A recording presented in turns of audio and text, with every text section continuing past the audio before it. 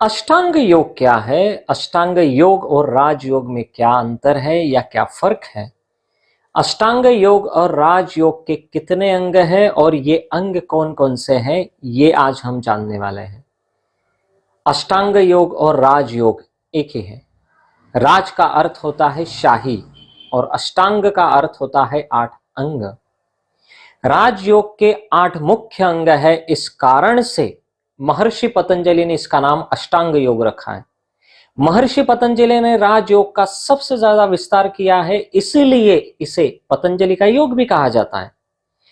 मनुष्य का अंतिम लक्ष्य सांसारिक कष्टों से या षड रिपुओं से मुक्त होकर शाश्वत एवं चिरंतन ज्ञान और परम आनंद की प्राप्ति करना है।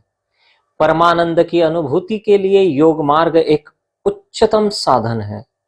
अष्टांग योग आपको आपके इस लक्ष्य को प्राप्त करने में बड़ी सहायता करता है। योग के इस प्रकार में योग की प्राचीन शिक्षाओं का उपयोग किया जाता है, जिसमें शरीर, मन, हृदय, चित्त, बुद्धि की शुद्धि तथा परमात्मा की प्राप्ति के लिए 8 प्रकार के साधन बताए गए हैं। ये 8 अंग इस प्रकार है। पहला है यम, मतलब शपथ लेना। दूसरा है नियम, आचरण या आत्मा अनुशासन। तीसरा है आसन, शरीर की स्थिरता। चौथा है प्राणायाम, मतलब श्वास पर नियंत्रण। पांचवा है प्रत्याहार, इंद्रियों का नियंत्रण।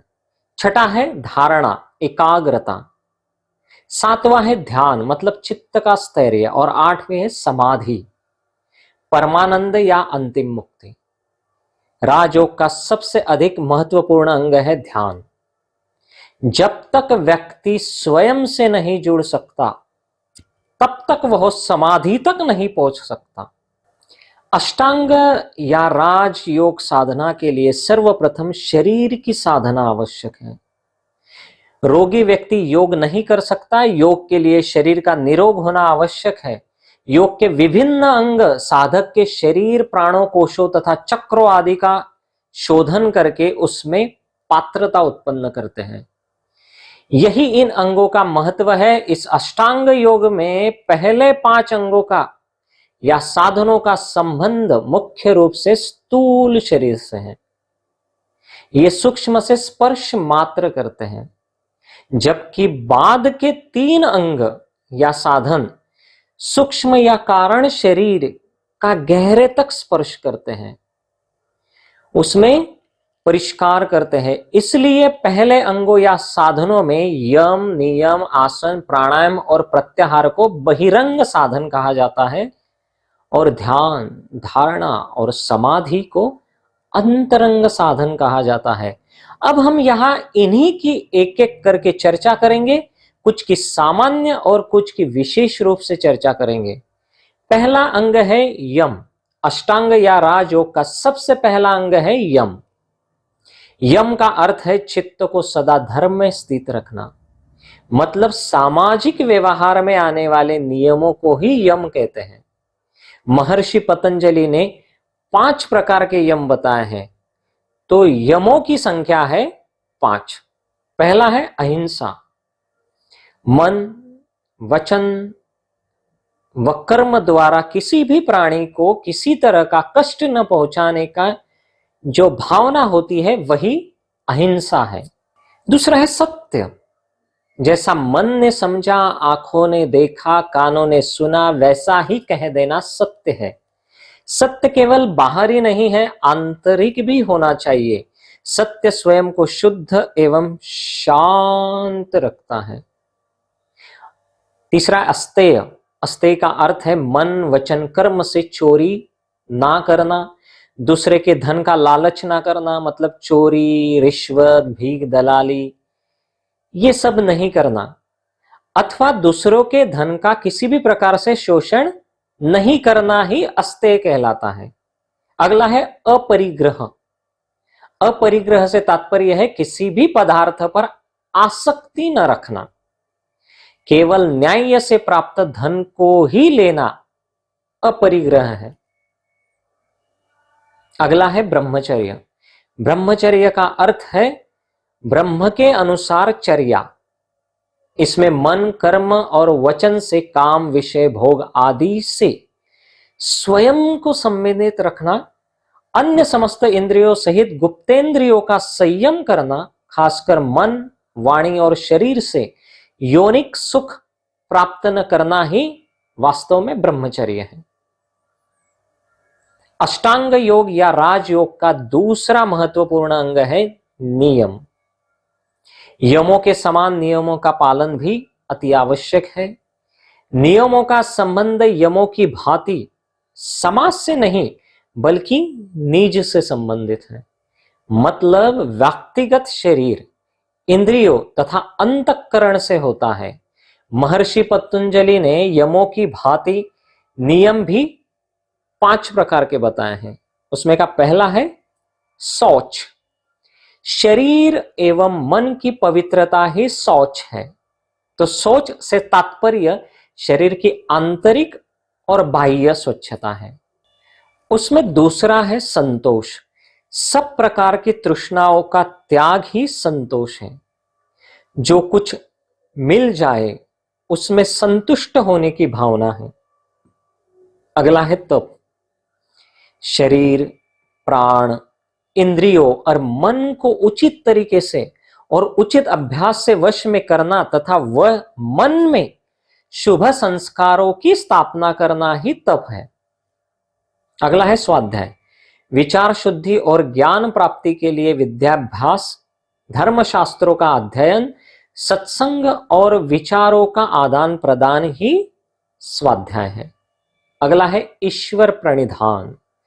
मन, वाणी, कर्म से ईश्वर की भक्ति और उसके नाम, रूप, गुण, लीला आदि का श्रवण, कीर्तन, मनन और समस्त कर्मों का अर्पण ही ईश्वर प्रणिधान है।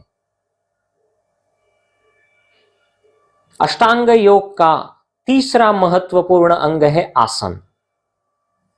आसन से तात्पर्य शरीर की वह स्थिति है जिसमें आप अपने शरीर को, मन को शांत, स्थिर और सुख से रख सकें।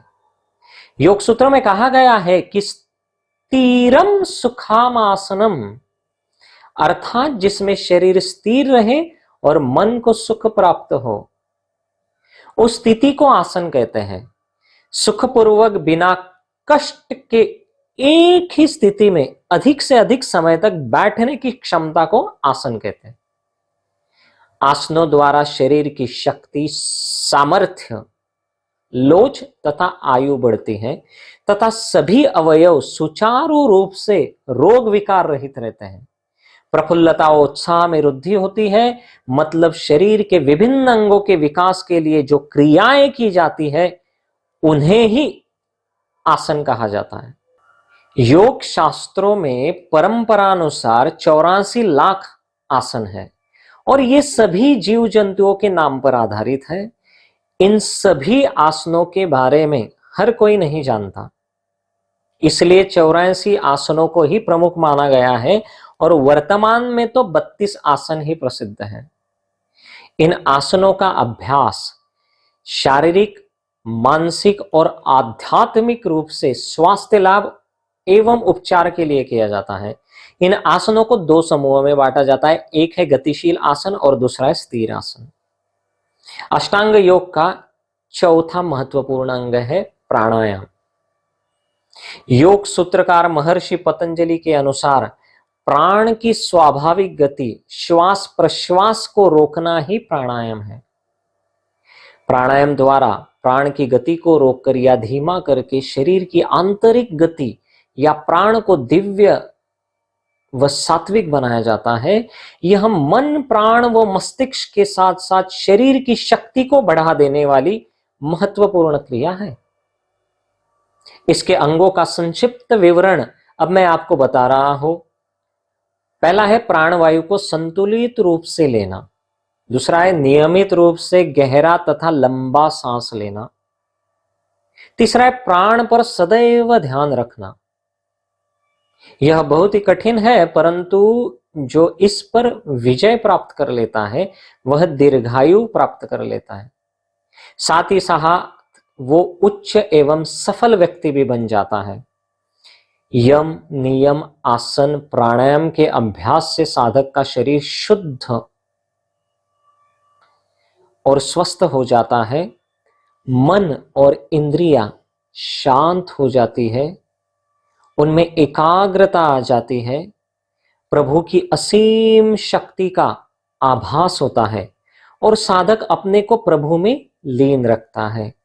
इस प्रकार इस अभ्यास से प्रत्याहार के लिए सुदृढ़ भूमिका तैयार हो जाती है। अष्टांग योग का 5वां महत्वपूर्ण अंग है प्रत्याहार। प्रत्याहार का अर्थ है किसी भी विषय में लिप्त न रहना, यानी समस्त सांसारिक कर्मों का निर्वाह करते हुए उनके मोहजाल में ना फंसना, यही प्रत्याहार कहलाता है। ज्ञानेंद्रियों का अपने अपने ज्ञान को ग्रहण ना करना तथा कर्मेंद्रियों का अपने कर्म व्यापारों में निवृत्त हो जाना तथा मन और बुद्धि से शांत हो जाना ही प्रत्याहार है। बाह्य स्थूल इंद्रियों के व्यापार को ध्यान में रखते हुए योग दर्शनाकार ने प्रत्याहार की गणना भी यम, नियम, आसन, प्राणायाम की तरह योग के बहिरंग साधनों में की है। प्रत्याहार की सिद्धि से साधक को इंद्रियों पर अधिकार, मन की निर्मलता, तप की रुद्धि, दीनता का क्षय, शारीरिक आरोग्य एवं समाधि में प्रवेश करने की क्षमता प्राप्त होती है। अष्टांग योग का 6वां महत्वपूर्ण अंग है धारणा। अपने मन को एकाग्र करना या एकाग्रचित्त हो जाना ही धारणा कहलाता है। स्थूल या सूक्ष्म किसी भी विषय में अर्थात हृदय, भुकटी, जीवा, नासिका, चक्र आदि आध्यात्मिक प्रदेश तथा इष्ट देवता की मूर्ति आदि बाह्य विषयों में चित्त को लगा देना ही धारणा कहलाता है। यम, नियम, आसन, प्राणायाम आदि के उचित अभ्यास के पश्चात यह कार्य सरलता से होता है। प्राणायाम से प्राणवायु और प्रत्याहार से इंद्रियों को वश में करने से चित्त में विक्षेप नहीं रहता, फलस्वरूप शांति प्राप्त होती है। चित्त किसी एक लक्ष्य पर सफलतापूर्वक लगाया जा सकता है। इससे बुद्धि का शुद्धिकरण होता है और संपूर्ण विकास होता है। यही तो जीवन में सफलता की कुंजी है। अष्टांग योग का अगला महत्वपूर्ण अंग है ध्यान। ध्यान का तात्पर्य है वर्तमान में जीना। वर्तमान में जीकर ही मन की चंचलता को समाप्त किया जा सकता है, एकाग्रता लाई जा सकती है। धारणा द्वारा विषय पर वृत्ति को अस्थिर करने वाले गुणों को हटाते हुए चित्त को सात्विक रूप से निरंतर ठहराए रखना ही ध्यान है। इसी से मानसिक शक्ति के सारे भंडार खुल जाते हैं। उसी के लिए ही ध्यान की अनेक विधियां हैं। अष्टांग योग का सबसे आखिरी महत्वपूर्ण अंग है समाधि। समाधि चित्त वृत्ति के निरोध की पूर्णावस्था है। चित्त की वृत्तियों का बाहरी संसार के विषयों में न भटकना और हन हो जाना ही निरोध है। मतलब विक्षेप हटाकर चित्त का एकाग्र होना ही समाधि है। ध्यान में जब चित्त ध्यानाकार को छोड़कर केवल ध्येय वस्तु के आकार को ही ग्रहण करता है, तब उसे समाधि कहते हैं। समाधि लग जाने पर मनुष्य के अंतर में स्वतः ही प्रकाश दिखने लग जाता है। इसमें आनंद की प्राप्ति होती है और वास्तव में यही योग है। धारणा, ध्यान और समाधि, इन तीनों के समुदाय को योग शास्त्र में संयम कहा गया है। इन 8 क्रियाओं से, अष्टांग योग के इन 8 क्रियाओं से शारीरिक, मानसिक, भावनिक, बौद्धिक, आध्यात्मिक विकास होता है। इन सब कार्यों को करने से शरीर स्वस्थ होगा, उसके सभी विकार दूर हो जाएंगे, मन स्वच्छ होगा, भावनाएं संतुलित होगी, बुद्धि प्रगल्भ होगी, आत्मा प्रकाशित होगा और व्यक्ति समाज के लिए एक आदर्श व्यक्ति बनेगा। इस अष्टांग योग या राजयोग का ही दुनिया में सबसे अधिक प्रचलन है और महत्व भी है। आज दुनिया केवल आसन को ही योग समझने लगी है, जो कि अष्टांग योग का या राजयोग का केवल एक अंग है। केवल एक अंग, केवल एक अंग से ही दुनिया के लोगों को इतना ज्यादा फायदा हो रहा है। तो सोचो, जरा सोचो कि इन सभी 8 अंगों को अपनाने से दुनिया भर के लोगों को कितना फायदा होगा। जरा सोचो। जैसे महर्षि पतंजलि ने योग की इन समस्त 8 विद्याओं को, 8 अंगों को अपने आप में समाहित कर लिया था, वैसे ही आप भी इन समस्त 8 अंगों को अपने आप में समाहित कर ले। अष्टांग योग या राजयोग से मनुष्य मोक्ष की प्राप्ति कर लेता है। इसीलिए अष्टांग योग या राजयोग को सबसे श्रेष्ठ माना जाता है। आज मैंने आपको अष्टांग योग और अष्टांग योग के विभिन्न अंगों की जानकारी संक्षिप्त में दी है। अष्टांग योग के हर अंग को विस्तार से जानने के लिए आप मेरे आने वाले सभी वीडियो जरूर देखें और इस वीडियो को आप योग के विषय में जागरूकता लाने के लिए ज्यादा से ज्यादा लोगों तक पहुंचाइए। ज्यादा से ज्यादा इस वीडियो को शेयर करें। योगाभ्यास से आप चिरकाल तक युवा, स्वस्थ और आनंदित रह सकते हैं। योग से आप मोक्ष प्राप्त कर सकते हैं। तो मोक्ष प्राप्त करने का सर्वोत्तम मार्ग योग है। इसीलिए आप सभी लोग आज से ही योग को अपनाएं और अपने जीवन को सफल बनाएं। अपनाएं योग, रहे निरोग। शुभम भवतु।